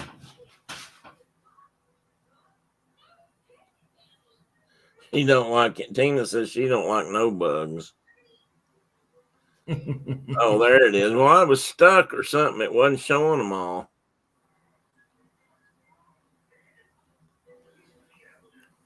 And that's including those big long mandibles, Carol. It's that are probably half the length of the insect. I'm so sorry, guys.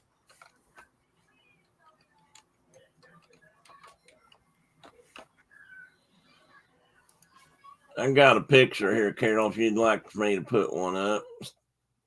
Massive 7-inch insect found throughout New York. Well, here's a good one. I can show you this. This is a good with a something to give you a size reference.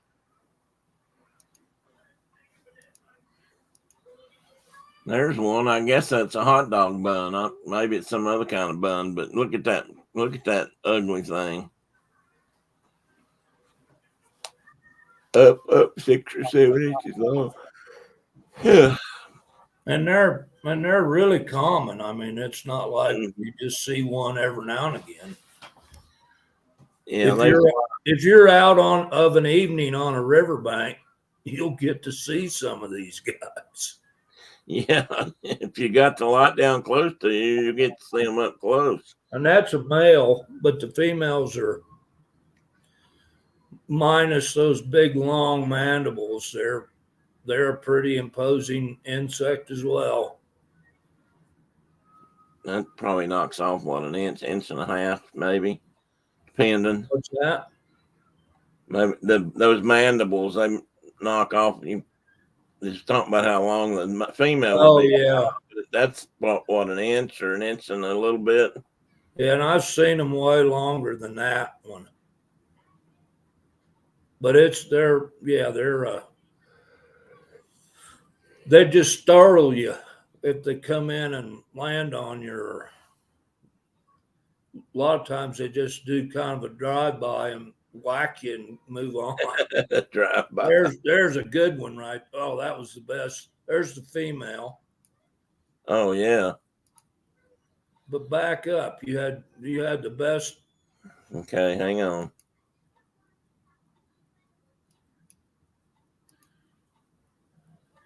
More. Or click on that picture with the hand. Is it this one? No. The male, the big male. Oh, okay. That was Over this here. That one. Yeah. Oh, okay. That is a different picture, isn't it?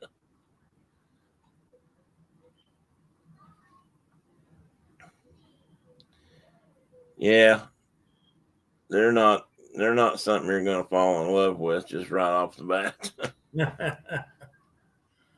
But they're great fish bait. I can remember when we used to go look for them in the creek, we'd flip rocks and things trying to find them. And that was the larvae, not yeah, the big right.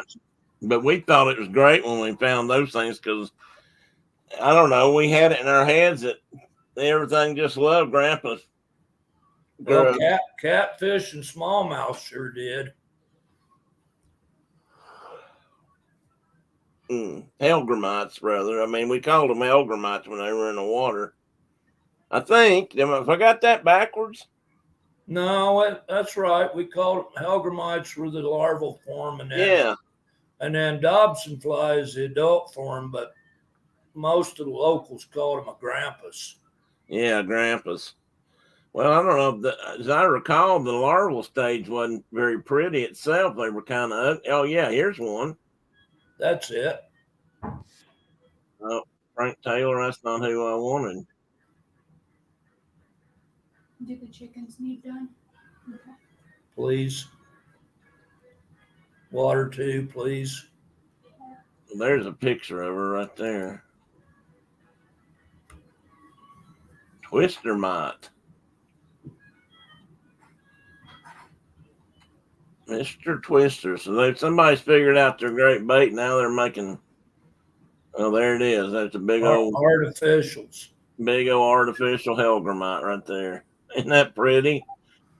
Now this guy looks like he's got more than 6 legs, but he doesn't. These are either just barbs or they're proto legs. Is that right? Or proto something? So they're kind of fake legs, and some of the caterpillars and things you see, you think they got more feet, but if you really get in there and look, they've only got 6. So I mean, they're an insect. They don't never have more than 6 in their whole lifespan. What's being said now? Tina's talking about getting hit in the face with one of them. She wouldn't want to be with 5 miles from it. I'm sorry, I forgot. Hey, I yes, put that Tina, up I'm afraid to tell you, you are within 5 miles of one of them probably right now. Yeah, probably. Well, I lost. Did I can't close it? I closed my whole channel. Now I lost Mark. Oh, he's somebody else.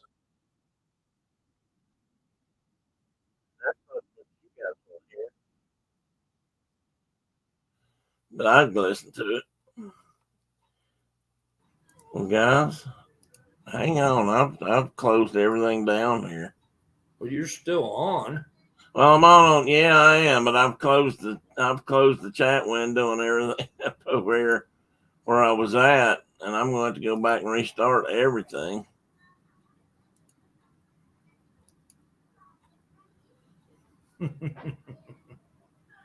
What? Well, they live in the whole eastern half of the country. They might live all the way across. Mike and Diane might have them in Manitoba even. Oh, I wouldn't doubt that I because think they're pretty widespread species. I don't know how long they're in that big larval form. To be honest, I've never studied their life history much. Thank you. Coffee. Please. Thank you. What's she handing out? My wife just handed me a plate of bacon, and she's went to refill my coffee cup. What have you done lately? Oh, you're keeping the driveway clear. Do what? My shoulders hurt so bad from shoveling yesterday. See it. I'm like, what the heck? Shoveling and driving that buggy around. You've earned yourself. You know that thing that Mike was saying how the piece of equipment he rides jars him and he comes out of that sore after doing a big plow job. And I can sympathize with that because, I mean, as you're moving that snow and then you just crash it into a big drift somewhere, you're doing like mini crashes, you know, with that plow blade stopping you. Yeah. And it kind of flings you around. I got out the other day. I had a big old bruise on the inside of my knee, and I'm like, where'd that come from? And it was from that piece of equipment. Yes, I've had that from being even in my truck, from having it pressed up against the side of the inside where if I was going up and down rough hills or something. Or on a tractor where I had braced up against an iron pipe that was part of the roll cage or something. Right. In a place I probably wasn't supposed to be. I tell you what, Mike, you and Mark are flinging a terrible craving on me. I'm gonna have to go get my wife to make me some bacon. Look at that. That looks good, man. You can see the light shining through it. Oh, translucent. Oh, that's like translucent heaven there. And I don't know how she does it. She makes the best bacon. She fried them. And it's always flat, and it's never all curled up. Like she's cooking it lower, I think, than I do. Not mine's always like little twisted, ugly things, you know. Yeah, well, Brenda's got me fixing it, and we've been doing this for a while in the oven. I've heard of people doing that. And it turns out, and honestly, it usually does turn out better that way. And you can flip it over if you need to, and it doesn't really take any longer, and it tends to come out flatter. Of course, I've got a smashing thing you can lay on top of bacon. My bacon's already dead. What? Oh. You don't need to cook it on high. And I almost exclusively use cast iron Yeah. For almost everything I cook. And I probably run it on medium, but we got a silly electric stove, which I hate because in our old place we had a gas stove and I could control the temp better, I think, than I can on this electric one. But Well, I think most people that grew up with gas like you did or feel that same way. And that's why professional chefs use gas in restaurants and things too, because it's like an instant on, instant off. And you and you can see the fire and like, okay, it needs to be dialed down just a little bit. But I'm on the other hand, I've never cooked on gas other than a Coleman stove. I mean, we've always had. I grew up with an electric range, and that's how I learned to cook. So, while I'm confident I could cook on gas, I've never had the opportunity to do much of it. What's Walter doing? Oh, Walter's eating. Who?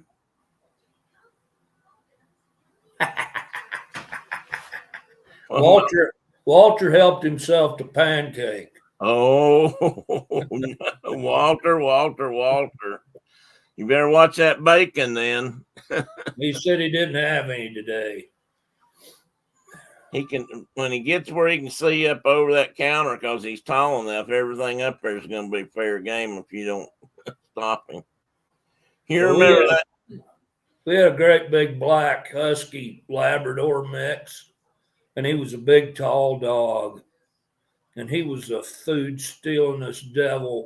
I mean, he'd get right up on the middle of the table if you weren't guarding it 24/7.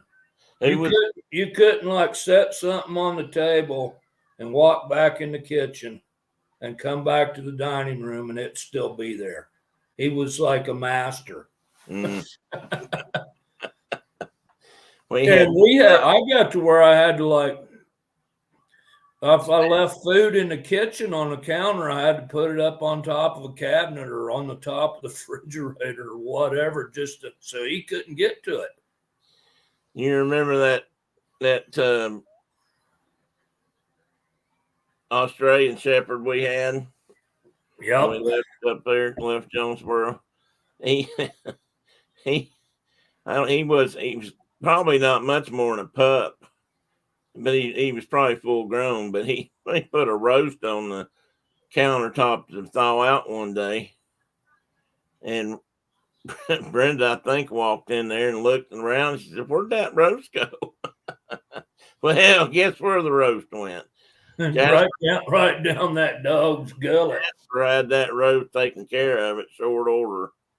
And he didn't even slow down. That's probably... It amazes me how fast they can choke down a piece of meat that big, too. Oh, I know. And, it's almost like they know if they don't hurry up and eat it, you're going to come get it.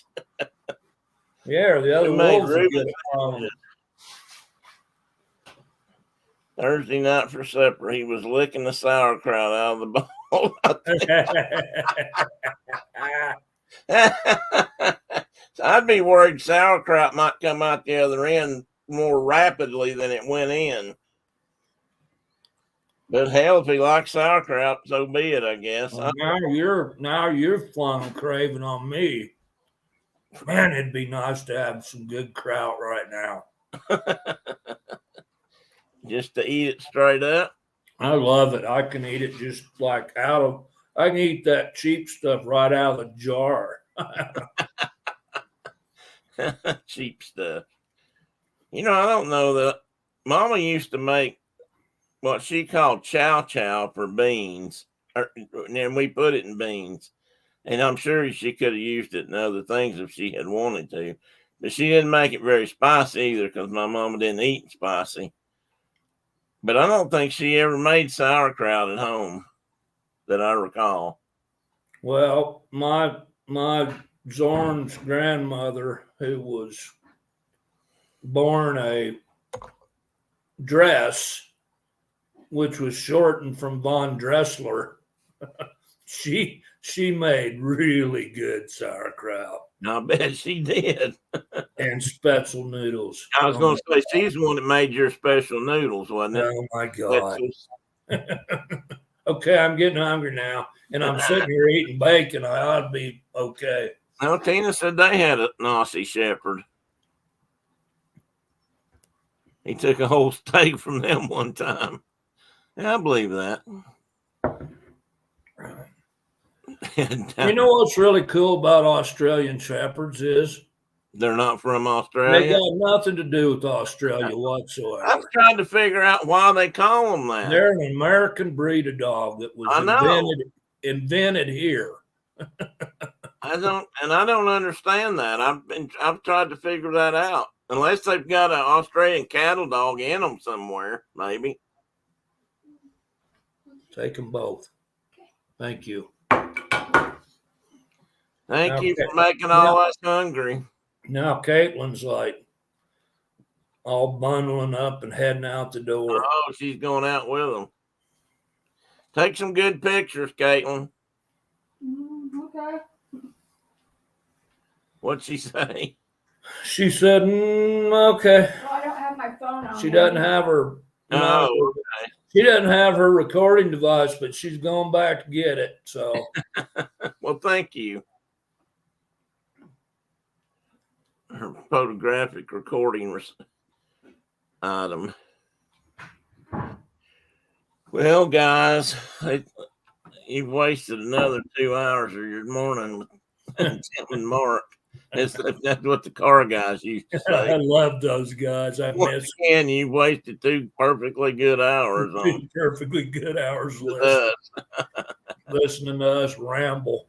And I'm going to probably question from me. Okay, go for it, Maple Bacon. I'm ready. I'm all ready. Got my. No, I don't have my thinking cap on. Sorry. When, if you decide to renovate or build a house, will you be logging it? Logging it? Oh, blogging it? I'm kind of feeling bad for. Wait a minute now. I've lost track here. Most of the time I disagree, but Bugs. Okay, most of the time I disagree. I'm lost here on conversation. Streaming it. Well, we probably will.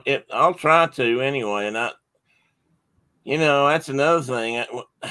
I know this. It probably Mark think I'm crazy, but I hope wherever I move to, I hope having been able to get cable there somehow or get the internet is going to be kind of important. I don't want to stop doing this, and I don't want to have to go down to McDonald's every Saturday morning to do it. I guess I could, but so I'll have to figure that out. I'll try to start recording it. I do have,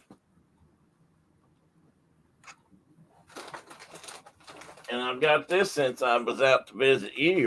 This was a surprise Christmas gift I received.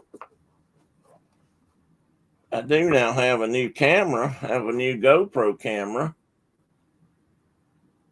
which is, the thing pretty much everybody uses out there now. I have a different kind of camera I had before, and I have struggled to get video off of. Yeah, I can't get the film out of it. Can't figure out how to open it up. Figure out how to pop the back off to get the film out. But I can't get it to download. So I've got this, and I'm hoping I can learn to use it much better. But I'll be using this for doing things like that, Mike. And I've already thought about that. Whatever we end up doing, I'll try to record it. And you can take Brenda to Dollywood, Mike said. I could take Brenda to Dollywood. What do you mean I could take Brenda to Dollywood? She could take me. With the film? I hope so, Mike. We'll find out. I had one of my working buddies at TVA, the one that he proudly accepted the decision that he was a troglodyte or whatever no, that's not what they call him. what's the term for somebody that just won't accept new technology? There's a word. Anyway, I think that works. that'll work. One day he picked up. Somebody told him we were talking about doing something out in the field, and they said they'd use their camera instead of or their phone instead of a camera, or for their camera, I guess. And he picked his up and he said, "Really?" He said, and he was just serious as he could be. He said, "How do you come in those things?" Oh, that was my buddy Steve. He wasn't gonna. He can't. He only came into the 21st century kicking and screaming and squalling and hanging on to everything he could from his past as best he could hang on to it. That would be cool. I'd love to see the ring. Well, I'll try to do that, guys. That's hey, Dave. Welcome in. Do you use a GoPro, Dave? I mean, I didn't get a GoPro when I first got into this, and I wanted a camera because I was just wanted to be different, partly. But I like Olympus cameras, and I found this one, and I really like this little camera. It's a great little action camera, and it'll go underwater. You don't need a special case for it unless you're going real deep, which I'm not going deep anywhere. And it's a good little camera, but I can't download it. And I've looked it up online. Apparently, that is an issue. And Sony, or not Sony, but Olympus got bought out a year or two ago. And of course, the new owners have decided not to support this. So you can't find much out about it. It upsets me. I won't say what the word I normally would use, but you can take this front lens off and you can have a whole underwater. They've got an underwater rig for it. Mine didn't come with one because I bought this one from the outlet store. So it was sort of like, you take what you get and just be glad we let you have it cheap. Well, now I can't put it back on. Oh, there it is. But anyway, it's a good camera. I just can't figure out how to get. I don't know. I probably got an hour or more video out there with you guys, and I can't get it off here to use it, to show it to anybody. A lot of it's riding around in your truck, but that's okay. Okay, guys, I think I'm going to let Mark go free. He's probably dying to get out there with those youngins. And if he's not, he's probably going to eat some more bacon. Huh. And, man, you got me wanting bacon. We got some out here in the freezer. I'm going to have to go get some. And I'll tell Brenda everybody said hi, where were you, and why was she sleeping through the show today? Just see if I can't make her feel a little bit bad about it. But not too much. I won't do that too much. But anyway, guys, I'm about had it.